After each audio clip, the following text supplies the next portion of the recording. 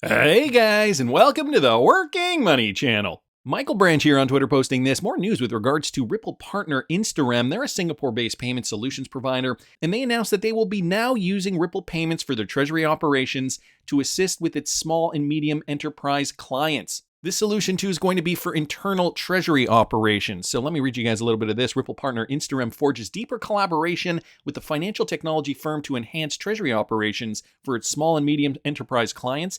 Instarem, one of Ripple's partners in the financial landscape, is seeking to further strengthen its internal operations via blockchain solutions. Ripple revealed in a recent press statement that Instarem has made a significant move to leverage one of its payment solutions for internal treasury operations. In particular, Instarem will use Ripple payments to ease treasury operations for Instarem and its small to medium enterprise clients. And guys, here is a tweet with regards to that. Speed is one of the strengths that Ripple brings to the table. This coming from Yogesh Sangal, head of Instarem. Learn how Instarem is leveraging our payment solution to reduce transaction times by 50% for their global SME clients. And guys, this was just tweeted out yesterday. So Instarem has, we hadn't really heard too much news from Instarem over the last few years. They have been a Ripple partner for a while now. Says down here, I think they've been partnered with them since 2018. At the time, Instarem's objective was to streamline the hassle of cross-border payments for its clientele. However, now Instarem is now pursuing a deeper alliance with Ripple for internal treasury operations. And the CEO here said, he mentioned that Instarem uses Ripple's treasury solutions to manage liquidity for its internal operations and SME customers. He noted that the treasury solutions allowed its operations to go beyond what was usually possible. Furthermore, the head of Instarem particularly highlighted speed as Ripple's strength in the payment landscape. He elaborated on Instarem's diverse customer base and the need for round-the-clock reliability. And guys, here's what he said. Our customers are across 40 different geographies in all parts of the world where we serve, so being 24/7 is almost expected. Ripple fits very nicely with this whole notion, and speed is one of the strengths that Ripple brings to the table. So that is big news there coming from Ripple partner Instarem. Wanted to thank Michael Branch for posting that. Darren Moore also did some digging. He found this guy's stablecoin proof of reserves for the Australian CBDC pilot. Now, if you remember, Ripple is working with the Australian Central Bank. That was news that came out a few months ago. But Darren noticed this, okay? Australian Central Bank digital currency pilot, the DFCRC, the challenge, and just kind of outlines their game plan here, challenge, the solution, and the ongoing results. But guys, take a look at this. Ripple partner Novati is here in the list, and they're responsible for stablecoin proof of reserve. So another interesting connection there to this larger connection to the Australian Central Bank, leveraging RippleNet for their stablecoin project. Wanted to thank Darren there just for mentioning that, just for posting that, because all these updates now coming out fast and furiously.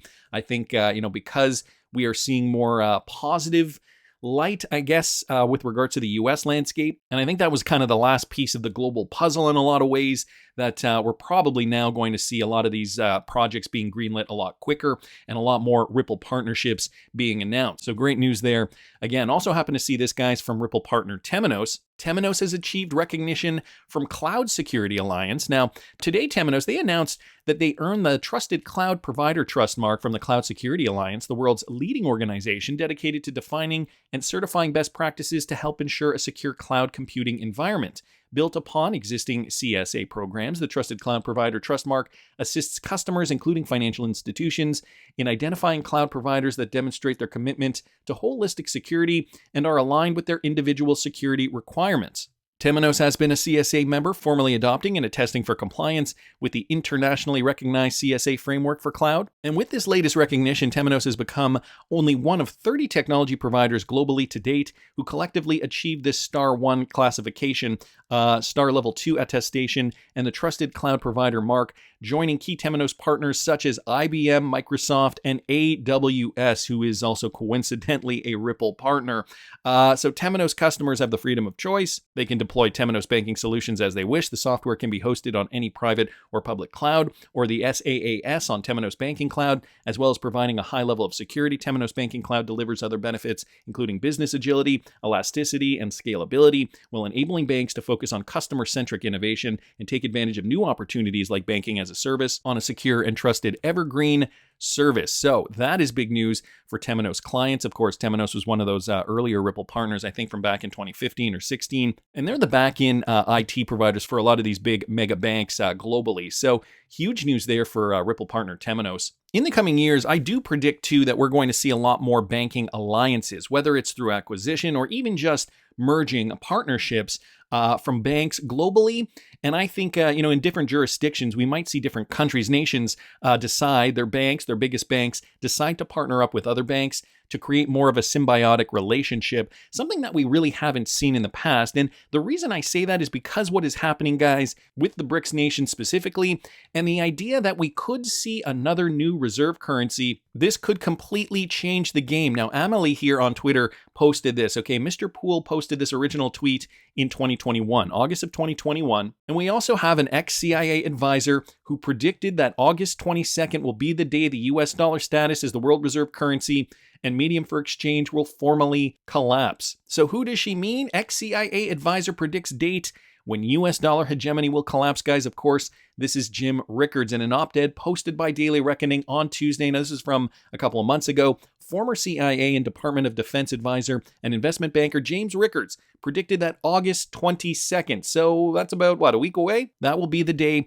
the US dollar status as the world reserve currency and medium of exchange will formally collapse. Many factors are worth considering, including the weaponization of the dollar against Russia's economy amid the conflict in Ukraine. So he outlined some of this a few weeks ago. The U.S.'s own debt of $31 trillion and recent talks on the part of the BRICS Plus group to create an alternative trade and reserve currency that would rival the U.S. dollar. Guys, here is a quote.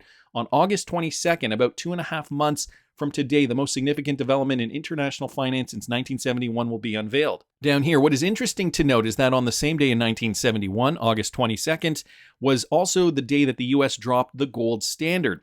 It involves the rollout of a major new currency that could weaken the role of the dollar in global payments and ultimately displace the U.S. dollar as the leading payment currency and world reserve currency, Rickards added, noting that the shift could span over a period of just a few years. I do think it is important to note here that, the fact that he's saying this could happen in just a few years, because the technology has gotten so much better, DLT technology is here, and it's pretty much here to stay. The world of cryptocurrencies is here too. Many different countries are already on board. The ISO 20022 standard is coming in within the next couple of years, just a few years, right? I think we're going to be fully implemented by 2025. So this prediction is very, very well calculated, I think. And because the technology is so prevalent right now, it's not going to take the same amount of time as it would have 40, 50 years ago to get onto a new world reserve currency. And, even David Schwartz has said there could be a world where we even see two world reserve currencies. That's not unheard of.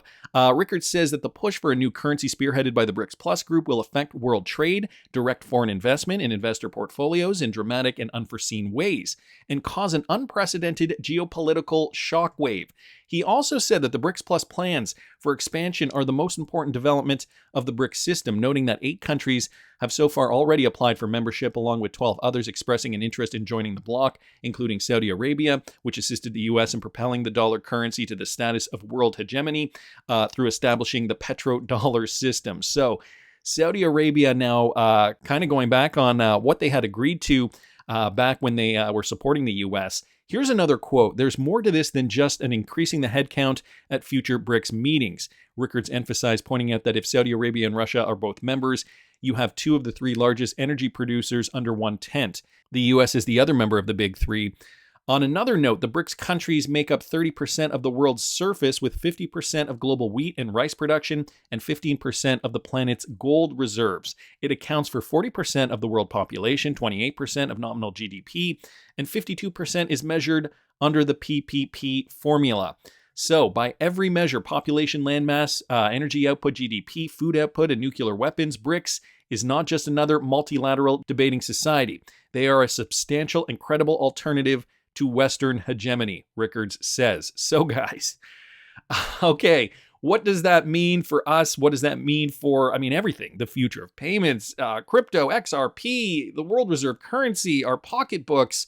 A lot of questions here. And it's interesting that he did predict the 22nd. Of course, then I'm just going to go to Google here just to type this in, BRICS meeting. You just type in BRICS meeting here. You can see here right at the top, the next BRICS meeting is scheduled for Tuesday, August 22nd, 2023. And that's going for a couple of days through till August 24th, 2023. So this is what Jim Rickards has made public on the record as of June of 2023. It's also interesting to note this opinion here by Aaron Lazar. Okay, retweeted out by Digital Assets Daily. Worth a listen. It's a pretty fair perspective. And originally tweeted out by Matt XR Patriot here on Twitter. Not saying it's going to happen, but didn't XRP just glitch to $50? An interesting coincidence, I gotta say. I mean, I don't know if that was the reason. And if you don't know what I'm talking about, I'm gonna play you guys this video, and I think you'll soon find out. Listen to this. So leading on from my stablecoin video yesterday, including the US dollar, go back and watch this. The BRICS nations, or the BRICS trading bloc, are about to bring out their own asset-backed currency. And apparently, according to this video, if you go back and watch it, that's going to be, and it's going to be valued at $55 per one BRICS token or BRICS currency, whatever that's going to be. So let that sink in for a second. $55 for $1 of the BRICS currency to trade within that trading bloc. Now, have you considered, when this comes to pass, what that's going to do to the cost of imports for the United States? Where all of a sudden, instead of buying stuff overseas from a position of strength as the world's reserve currency, where, you know, they would always get way more currency in a foreign country because they held the US dollar, which was quite strong. Now, that's being flipped on its head. So now they are importing from a position of weakness rather than strength, where, $1 is, $55 equals $1 of value within that BRICS sort of trading currency. So that means $55,000 would get like $1,000 worth of value within that trading. Do you understand what that's going to do to inflation that's already running rampant in the US? Now, I've told you in a previous video, the US dollar is going to go to zero because it's backed by nothing but debt. All it is going to take now, all the ducks have been lined up. There's enough nations now that are joining this BRICS sort of trading bloc. And all it's going to take now to crash the US dollar is for them to have, let's say, a little get-together, a little BRICS conference that they get together. All of them decide that they're going to drop the US dollar simultaneously and start to trade in their native currencies between one another within the trading bloc, and at the same time ditch all their US Treasury bonds in one go, bang. That's all it would take, folks, now, and that's going to come crashing down. But I think what you're seeing is a concerted effort. You're witnessing economic warfare that's been going on, and it goes both sides, because when the war in Ukraine broke out, obviously there was sanctions by the West and all that kind of stuff. So it's just sort of, it's a bit more of that. Economic warfare that is going on, designed to drive up inflation from an import perspective. You're going to start to see prices, if this comes to pass, prices go through the flipping roof in America, and you're going to be squeezed more than you're being squeezed. So anyway, just thought I'd bring that to you. You might not be aware of it. Stay blessed, stay safe. Sending you love today. Take care. An interesting perspective, though. I gotta say, definitely something to be thinking about now. Again, the XRP $50 glitch, I don't think that has anything to do with this. But BRICS' new gold asset-backed currency is said to be valued at $55. I don't know where he even got that dollar value from.